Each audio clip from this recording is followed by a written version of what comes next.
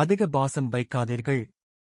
என்னதான் வேகமாக காற்றடித்தாலும் ஆலமரம் அசையாது நிற்கும். ஆனால் லேசாக காற்றடித்தால் கூட முருங்கை மரத்தின் கிளைகள் ஒடிந்துவிடும். ஆனால் முருங்கை மரத்தின் இலைகளுக்கு இரும்பு சத்து அதிகமும். வாழ்க்கையும் அப்படித்தான். வடிவங்களை வைத்து வாழ்க்கையை தீர்மானிக்க கூடாது. ஒல்லியாக இருப்பதோ குண்டாக இருப்பதோ கருப்பாக இருப்பதோ சிவப்பாக இருப்பதோ முக்கியமல்ல. உங்களுக்குள்ளே இருக்கும் திறமையை வைத்து நீங்கள் முன்னேறுவதுதான் புத்திசாலித்தனம். அப்படி நடந்தால் உங்களுக்குள்ளே உயர்ந்து கொண்டே போவீர்கள். நம் வலியை யாருக்கும் புரிய வைக்க முடியாது.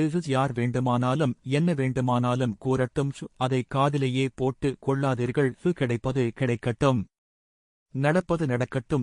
நம்மை புரிந்து கொண்டவர்கள் நம்முடன் இருந்தால் போதும். மற்றவற்றை கடவுள் பார்த்து கொள்வாறு. நேர்மையாகவும் உண்மையாகவும் வாழ்பவர்களுக்கு எதிரியும் அதிகம் பொய்யாக பழகுபவர்களும் உங்களுடன் இருப்பார்கள். பெற்றவர்கள் பிள்ளைகளுக்கு சேர்த்து வைக்கும் சொத்து நிரந்தரமில்லை. பெற்றவர்கள் எத்தனை காலத்திற்கு பிள்ளைகளுடன் இருக்கிறார்களோ அதுதான் உண்மையான சொத்து. எனவே யாரிடமும் அதிக பாசம் வைக்காமலளவுடன் பழகி சந்தோஷமாக